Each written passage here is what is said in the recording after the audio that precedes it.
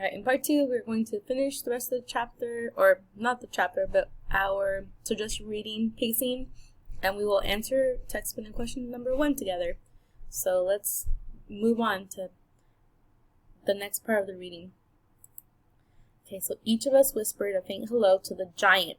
Then the 6 of us started up the road toward home. Before we reached the house, Mama and Big Ma met us. When Papa saw Mama, his square, high cheekbone face opened to a wide smile, and lifting Mama into a spirited gusto, he swung her around twice before setting her down and kissing her. "David, is something the matter?" she asked. Papa laughed. "Something's gotta be wrong, woman, for me to come see about you? You got my letter?" He nodded, then hugged and kissed Big Ma before introducing them both to Mr. Morrison. Just remember that Big Ma's his mom, so just kind of as a reminder. When we reached the house, we climbed the long, sloping lawn to the porch and went into Mama and Papa's room, which also served as a living area. Mama offered Mr. Morrison Grandpa Logan's chair, a cushioned oak rocker skillfully crafted by Grandpa himself, but Mr. Morrison did not sit down immediately. Instead, he stood gazing at the room. It was a warm, comfortable room of doors and wood and pictures. From it, a person could reach the front or the side porch, the kitchen, and the 2 other bedrooms. Its walls were made of smooth oak, and on them hung gigantic photographs of Grandpa and Big Mom, Papa and Uncle Hammer when they were boys, Papa's 2 eldest brothers who were now dead, and pictures of Mama's family. The furniture, a mixture of Logan-crafted walnut and oak, included a walnut bed whose ornate headboard rose halfway up the wall toward the high ceiling, a grand chiffonier with a floor-length mirror, a large roll-top desk which had once been Grandpa's but now belonged to Mama, and 4 oak chairs, 2 of them rockers, which Grandpa had made for Big Ma as a wedding present. Mr. Morrison nodded when he had taken it all in, as if he approved. Then sat across from Papa in front of the unlit fireplace.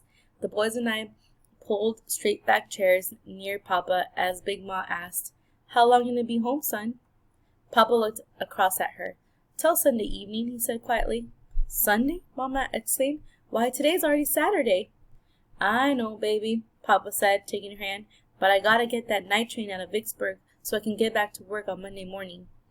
Christopher John, Little Man, and I groaned loudly, and Papa turned to us. "Papa, can't you stay no longer than that? Last time you came home, you stayed for a week," I said. Papa gently pulled one of my pigtails. "Sorry, Cassie girl, but I stay any longer, I might lose my job." "But Papa, listen all of y'all," he said, looking from me to the boys to Mama and Big Ma. "I come home special so I can bring Mr. Morrison. He's gonna stay with us a while." If Mama and Big Ma were surprised by Papa's words, they did not show it, but the boys and I looked with wide eyes at each other, then at the giant. "Mr. Morrison lost his job on the railroad a while back," Papa continued, "and he ain't been able to find anywhere else. When I asked him if he wanted to come work here as a hired hand, he said he would. I told him we couldn't afford much food and shelter and a few dollars in cash when I come home in the winter." Okay, let's pause there. So that basically answers question number 1, right? So we have, our question was asking, who's Mr. Morrison and why does he show up? So this part right here is really important because we find out, A, how does Papa know Mr. Morrison? So it turns out they worked in the railroad together. And then B, why is he there right now? So he got fired from the railroad, or he lost the job from the railroad, and Papa offered him to work in their home. So let's see if we find out anything else. Mama turned to Mr. Morrison, studied him for a moment, and said, "Welcome to our home, Mr. Morrison." "Miss Logan," said Mr. Morrison in a deep, quiet voice like the roll of low thunder, "I think you ought to know why I got fired off my job. Got in a fight with some men. Beat 'em up pretty bad." Mama stared into Mr. Morrison's deep eyes. "Whose fault was it?" Mr. Morrison stared back. "I'd say theirs." "Did the other men get fired?" "No, ma'am," answered Mr. Morrison. "They was white." Mama nodded and stood. "Thank you for telling me, Mr. Morrison. You're lucky no worse happened, and we're glad to have you here, especially now." Then she turned and went into the kitchen with Big Ma to prepare supper, leaving the boys and me to wonder about her last words. Okay, so this part's also important. Let's pause really quickly.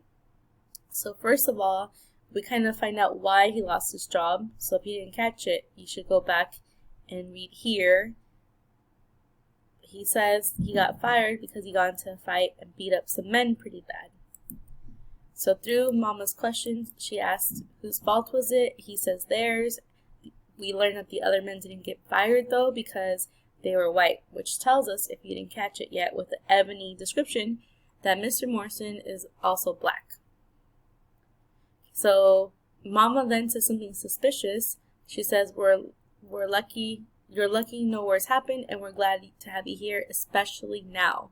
So that might be another reason why he's there, but at this point we don't know what that means. Like, why is she happy that he's there, especially now? So that should be like a question that you're asking yourself, like, I wonder what she means by that.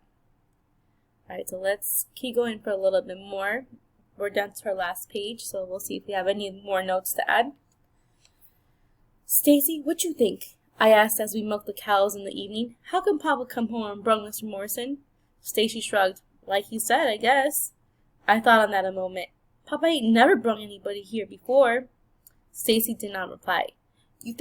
Stacy, you think it's because of them burnings TJ was talking about? Burnings? Piped little man, who had interrupted his feeding of the chickens to visit Lady, our golden mare. What's burnings got to do with anything? That happened way over by Smelling's Creek, said Stacy, slowly ignoring little man. Papa got no need to think. His voice trailed off and he stopped milking. Think what? Nothing, he muttered, turning back to the cow. Don't worry about it. I glared at him. I ain't worrying. I just want to know, that's all. And I betcha anything Mr. Morrison come here to do more'n work. Sure wish I knew. Knew for sure.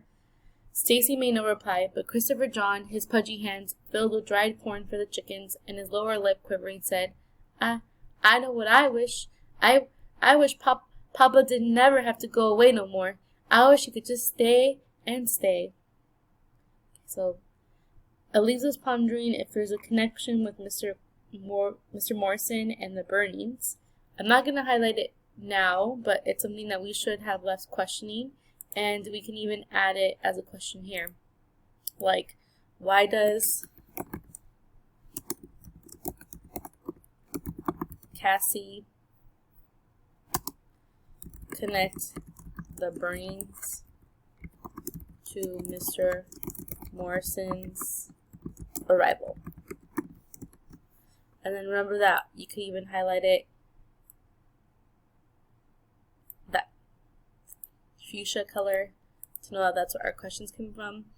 Another question that I had that I was going to add for my notes is why Mr.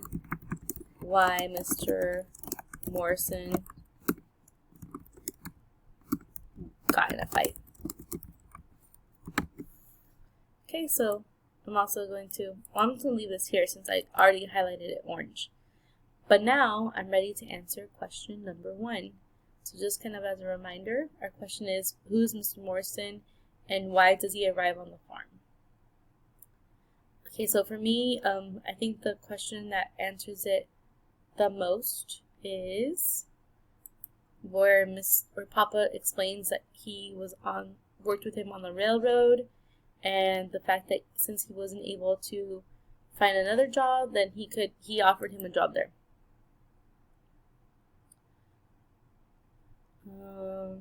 I'm going to pick this first part where it says Mr. Morrison in that first line. So I'm going to copy and paste this, Control C, copy.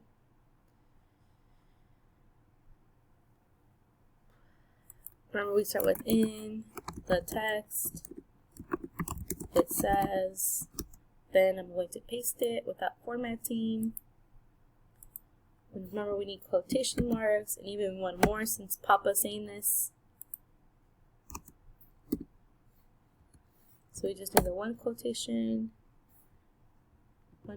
here. Okay, then we want to erase that period. Then we're just ending it with our page number. So remember, if you need to go back and find the right page number because that's important. So it looks like it's on page 6. So I'm going to put 6. Okay, so this means that Mr. Morrison used to be Papa's coworker, right? That's how they knew each other, and that's who he is until he lost his job. Okay, now for the shows, we want to say, like, why does that show that he arrived on the farm? So this shows that he is on the farm because, so why does that equal him being on the farm? Well, we can kind of like conclude that at this point Papa's trying to be helpful since he feels bad that he hasn't been able to find another job, right? So this shows that he's on the farm because Papa